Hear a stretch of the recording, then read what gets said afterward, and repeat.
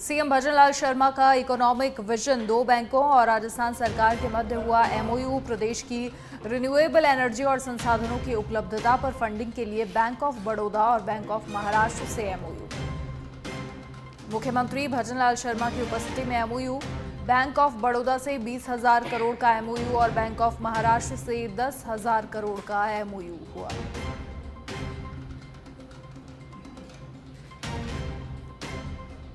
मुख्यमंत्री भजनलाल शर्मा की उपस्थिति में ये एमओयू हुए।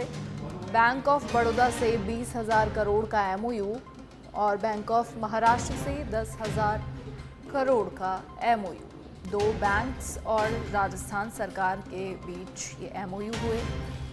सीएम भजनलाल शर्मा का इकोनॉमिक विजन।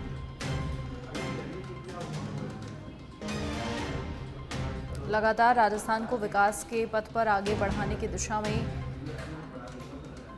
सूबे के मुखिया काम कर रहे हैं और प्रदेश में विकास और समृद्धि की कोई कमी ना हो, ये सुनिश्चित करने की कवायद लगातार जारी।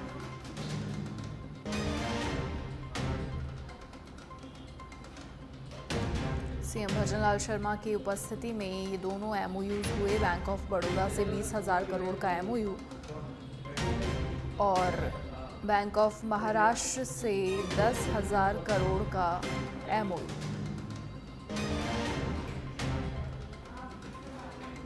सीएम भजनलाल शर्मा का इकोनॉमिक विजन और इसके तहत प्रदेश में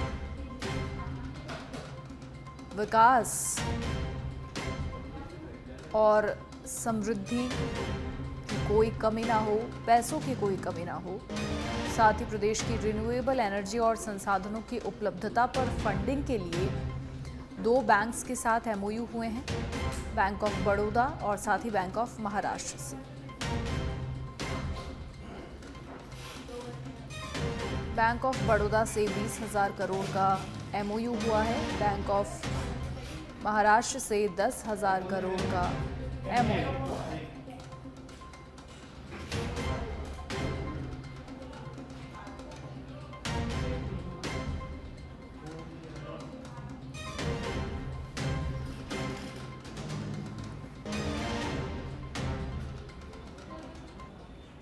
और अब जयपुर से खबर, जहां सब इंस्पेक्टर भर्ती मामले की सुनवाई अब 9 जनवरी को होगी। अगली सुनवाई तक हाईकोर्ट का स्टे ऑर्डर हालांकि जारी रहेगा। राजस्थान हाईकोर्ट ने अपने आदेश को लेकर भी स्पष्ट किया है, स्टे ऑर्डर का सही से पालन किया जाए, इधर उधर की बात ना हो। कैलाश चंद्र और अन्य ने प्रार्थना पत्र को स्वीकार किया है। जस्टिस समीर जैन की अदालत में इस मामले पर सुनवाई।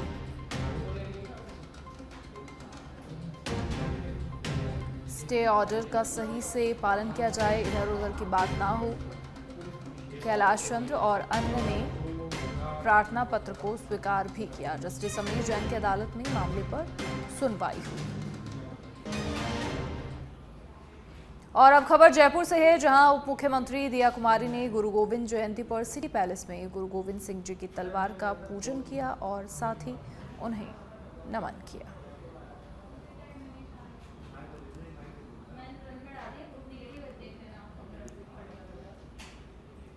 केंद्रीय कानून मंत्री अर्जुन मेघवाल आज बीकानेर पहुंचे और सच बेधड़क से बातचीत में उन्होंने कहा कि आगामी रेल बजट में इलेक्ट्रिफिकेशन, वॉशिंग लाइन प्रोजेक्ट, सुरक्षा और यात्री सुविधा पर जोर दिया जाएगा। साथ ही कहा कि अहमदाबाद से मुंबई के बीच बुलेट ट्रेन प्रोजेक्ट की लगातार मॉनिटरिंग की जा रही है और अभी ये एडवांस स्टेज पर है और ये रेलवे विकास के लिए महत्वपूर्ण पड़ाव साबित होगा। बीकानेर में नई वॉशिंग लाइन के बारे में उन्होंने कहा कि लालगढ़ में नई वॉशिंग लाइन का काम प्रगति पर है। बीकानेर में तो सबसे पहले हम आज उनसे रेलवे से संबंधित कुछ मुद्दों पर बातचीत करेंगे। बीकानेर में लंबे समय से वॉशिंग लाइन की जो डिमांड चल रही है उसको लेकर के अब तक बीकानेर में नई रेलगाड़ियाँ नहीं मिल पा रही है। मेरे ख्याल में लालगढ़ में वॉशिंग लाइन वाला विषय काफी प्रोग्रेस पे है। मुझे लगता है ये चीज़ें तय होती है, हमें जो वंदे भारत ट्रेन का विषय है वो चीज़ें सब मिलने वाली है और मुझे लगता है प्रोग्रेस में। अभी तक जो बीकानेर में जो 471 करोड़ रुपए को लेकर के जो बीकानेर रेलवे स्टेशन का जो पुनरुद्धार होता है उसका भी अभी तक काम शुरू नहीं हो पाया। देखिए, redevelopment plan of Bikaner railway station, इसका अवार्ड हो गया और मुझे लगता है कि अब तो टेंडर, अवार्ड, अब सब चीज़ें हो गई तो काम चालू ही होना है। और रेलवे को लेकर के आने वाले जो समय में जो बजट में अब अगर हम बात करें कि नई दूरी की जो रेलगाड़ियाँ हैं वो मिलने के लिए क्या करेंगे? देखिए, जितने प्रोजेक्ट होते हैं, जैसे अभी पहले जिक्र किया हमने वाशिंग लाइन का या जब इलेक्ट्रिफिकेशन का, इन पे रेलवे बजट पे ज़्यादा इस बार जोर रहता है। और एक सुरक्षा, यात्रियों की सुरक्षा और सुविधा, इस पे जोर रहेगा, ये दोनों पे जोर रहेगा।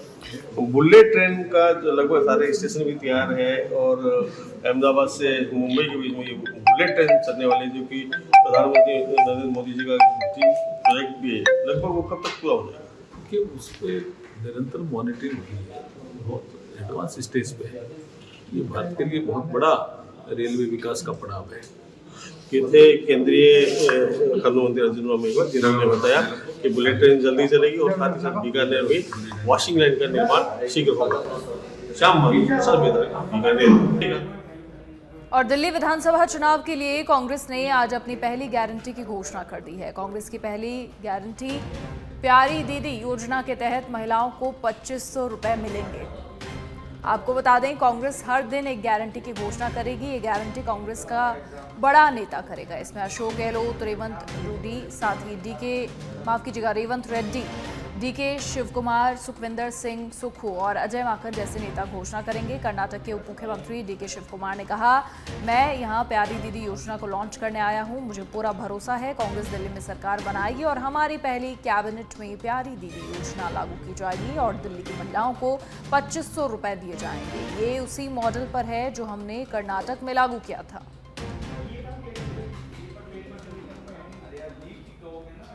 और सिरोही के रेवदर से अब खबर है, जहां घर के पास खड़ी निजी एम्बुलेंस में अज्ञात युवक ने आग लगा दी। रेवदर के हनुमान जी मंदिर गली में ये निजी एम्बुलेंस खड़ी थी। आग लगने से निजी एम्बुलेंस की सीटें सहित सामान जलकर राख हो गया। एम्बुलेंस चालक ने अज्ञात लोगों पर आग लगाने का आरोप लगाया। घटना की जानकारी मिलने पर मौके पर रेवदर पुलिस पहुंची।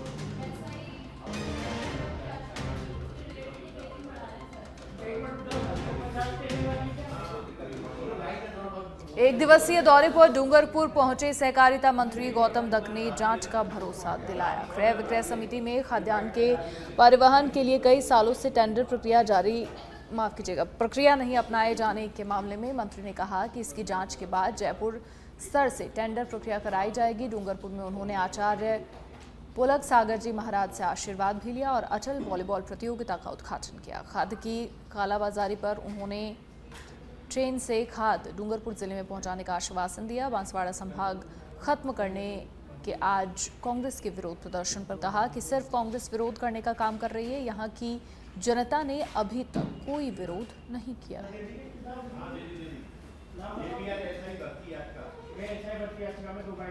पाली में अखिल भारतीय विद्यार्थी परिषद के 60वें प्रांत अधिवेशन में विधानसभा अध्यक्ष वासुदेव देवनानी पहुंचे, जिसमें उन्होंने मुख्य अतिथि के तौर पर भाग लिया। इस दौरान इंग्लिश मीडियम स्कूलों को बंद करने और जिले को खत्म करने के मामले पर बयान दिया है। उन्होंने कहा कि इंग्लिश मीडियम स्कूल बनाते समय अलग से व्यवस्थाएं करनी चाहिए थी, वहीं दूसरी ओर शिक्षकों की भर्ती भी पूरी करनी चाहिए थी। एक सरकार आती है, हालांकि राजनीतिक प्रश्न है, लेकिन एक सरकार आती है तो अपने हिसाब से 4 साल के बाद कुछ जिले का निर्माण करती है। दूसरी सरकार उनकी आवश्यकताओं पे विचार करते हुए कुछ जिले बनाए रखती है, कुछ हटाती है। इस सरकारों की अपनी समझ उसके अनुसार है, उस पर कहीं ज़्यादा चर्चा की कोई नहीं। अंग्रेजी माध्यम स्कूल रहें, लेकिन उसकी बिल्डिंग अलग हो, उसकी व्यवस्था अलग हो, शिक्षक पूरे हों, पढ़ाई की व्यवस्था हो, अच्छी हो, तो उस अनुसार खोलनी चाहिए। केवल हम उस पर लेबर बदलेंगे तो भी उसका लाभ नहीं मिलेगा, तो छात्र न पूरी हिंदी सीख पाएंगे न पूरी अंग्रेजी सीख पाएंगे। इसीलिए व्यवस्थाएं पूरी होने के बाद की योग परिवर्तन के हमको कदम। और सीकर के रींगस में जवान को शहीद का दर्जा देने की मांग को लेकर ग्रामीण धरने पर बैठे हैं। आपको बता दें, लाखनी गांव के जवान का 3 जनवरी को हिमस्खलन के दौरान हिमाचल में निधन हो गया था, जिस पर जवान के पार्थिव देह को रींगस पुलिस थाने लाया गया था, जहां से राजकीय सम्मान के साथ उनके पार्थिव देह को लाखनी ले जाया गया था। लेकिन परिजनों ने जवान को शहीद का दर्जा देने की मांग को लेकर धरना प्रदर्शन शुरू कर दिया है, जिसमें जवान को शहीद का दर्जा देने की मांग लगातार की जा रही है।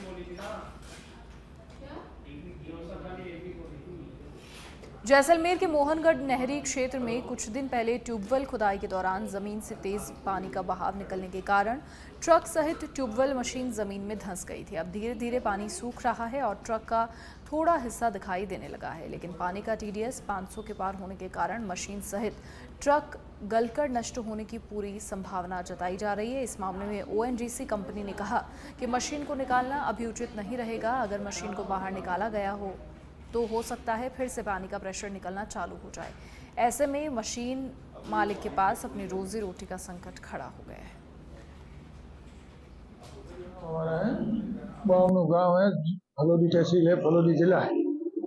यहाँ बोरवेल मशीन यहाँ काम कर रहे थे, ट्यूबवेल का 8-10 साल से कर रही है। पहले ही नहीं खोदा यहाँ नाचना मोहनगढ़ इस पूरे क्षेत्र में जैसलमेर जिले में बहुत से ट्यूबवेल खोले, ऐसी कोई घटना कभी नहीं हुई और ये पहली बार ये घटना हुई। अचानक हुई, कुछ समझ में आया नहीं, अचानक हो गई घटना। तो गाड़ी भी कोई हटाना कोई संभव मिला ही नहीं, टाइम ही नहीं मिला बिल्कुल एकदम से।